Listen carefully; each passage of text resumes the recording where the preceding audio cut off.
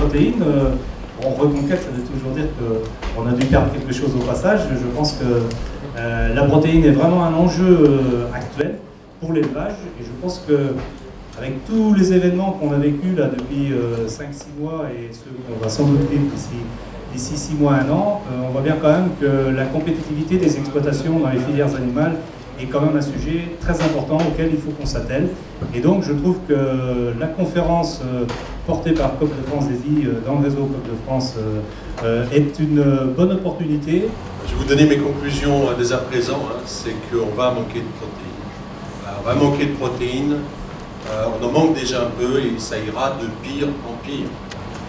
Mais je crois que nous sommes dans une situation de risque de rupture à l'horizon de 2020, 2030, plutôt 2030. La Chine achète 70% des exportations de soja dans le monde. Ça ne suffit pas. Les pois, les févroles, les tourteaux de colza, les tourteaux de tournesol, tout ça, ça marche très bien et il n'y a aucune compétition entre les différents fournisseurs de protéines. Avec le soja aux États-Unis, un système de référence, il faut 1 hectare 315 pour faire 1 tonne de protéines. Avec la luzerne, sur base de ce que l'on sait faire en Champagne-Ardenne, il faut 0,625 hectares pour faire 1 tonne de protéines. Ça veut dire concrètement que la luzerne, c'est la plante qui fait le plus de protéines à l'hectare. Je vais essayer de vous expliquer rapidement pourquoi une ONG environnementale qui s'intéresse à l'origine à la protection des espaces et des espèces se pose maintenant la question de l'enjeu protéique. Donc ça, c'est une slide qui vous montre où aura lieu la déforestation d'ici 2030. Et il y a 10 zones dans la planète qui va concentrer 80% de la déforestation. C'est des projections de la FAO. Et ça concernera 150 millions d'hectares de forêt qui vont disparaître d'ici 15 ans si on ne fait rien. Alors comment on travaille le WWF? On a identifié 15 grandes commodités agricoles échangées au niveau mondial qui impactent ces zones à fort enjeu de biodiversité. Pour chacune de ces commodités, on essaye de développer des standards de production durable. On pense qu'il y a une multitude de solutions. Donc j'ai découpé comme suit, c'est une étude qu'on a sortie en 2007. Donc on pourrait réaliser des économies de soja en désintensifiant nos élevages. Donc c'est-à-dire revenir à des systèmes de polyculture élevage avec davantage de liens au sol. On pourrait également produire davantage de protéines localement. Donc ça, je vais en parler tout de suite. Et enfin, une partie qu'on ne pourra peut-être pas substituer parce qu'il y a des espèces, notamment les monogastriques, où c'est assez difficile de se passer à 100% de soja. On va pouvoir importer du soja produit durablement. Parce qu'on a calculé qu'on a assez de surface en Amérique du Sud pour produire du soja jusqu'en 2030 et répondre à la demande sans déforester. Aujourd'hui, la Copédom existe toujours. On a une activité qui s'est fortement développée et qui a toujours le même fil conducteur, c'est-à-dire comment renforcer et rendre un peu plus autonome, je dis bien un peu plus autonome en protéines pour nos élevages laitiers. Alors, en grande ligne, je vais vous présenter la coopérative, donc créée en 69. Aujourd'hui, on a 850 adhérents. On travaille dans un périmètre de 40 km autour de Domanier. Domanier situé au sud-est de Rennes. On a 2000 hectares de luzerne. On a 2500 hectares de graminées et également une production de maïs plantière.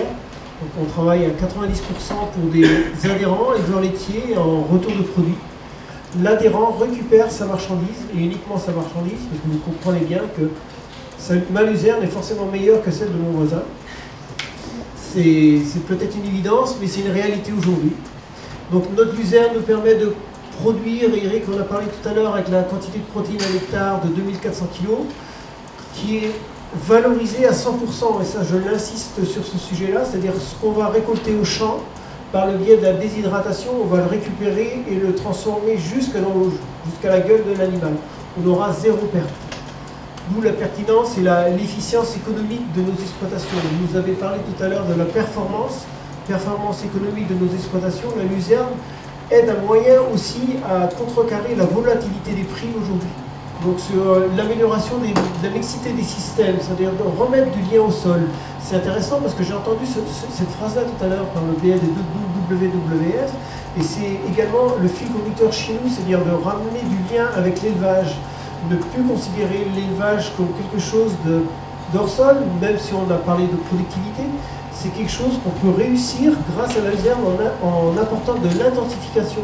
Alors c'est pas un gros mot pour l'intensification, c'est juste une remise à plat du fonctionnement qu'on a affaire à un ruminant, qui est la vache laitière, et qu'elle a besoin de fibres, de qualité de fibres et de protéines. Donc la boucle est bouclée avec ce produit-là, avec cette luzerne-là. On s'aperçoit que tous les systèmes production laitière avec de la luzerne déshydratée ont une meilleure productivité liée à l'UTH, mais aussi une meilleure rentabilité.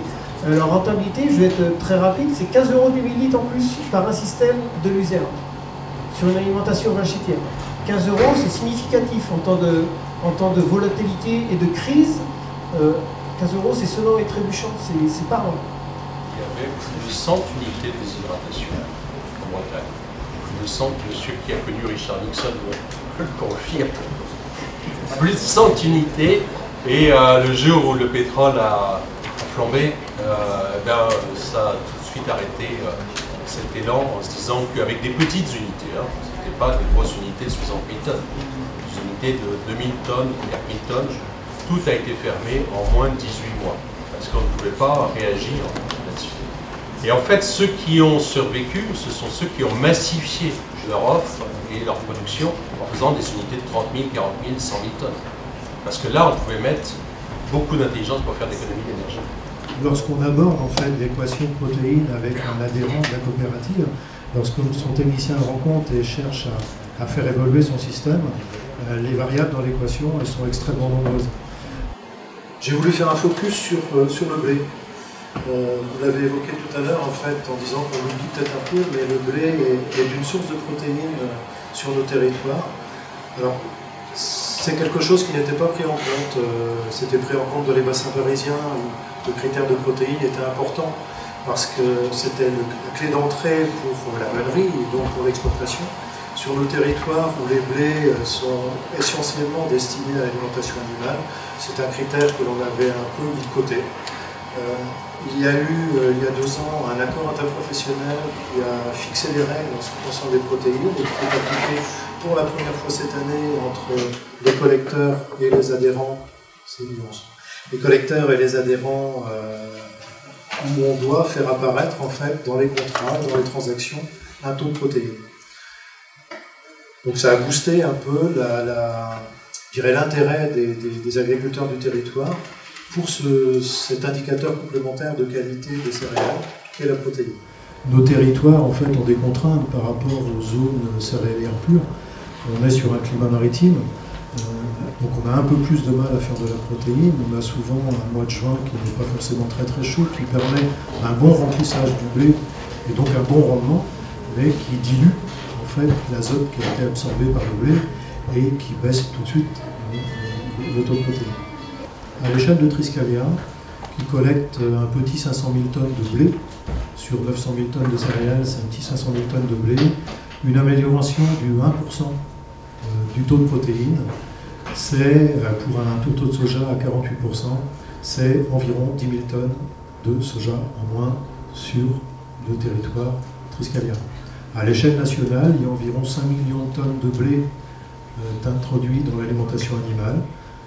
Donc si on met le même élément, c'est 100 000 tonnes de taux de soja en moins. Donc l'amélioration du taux de protéines du blé, même sur nos territoires, est un facteur extrêmement important de diminution en fait, de la dépendance à la protéine importée.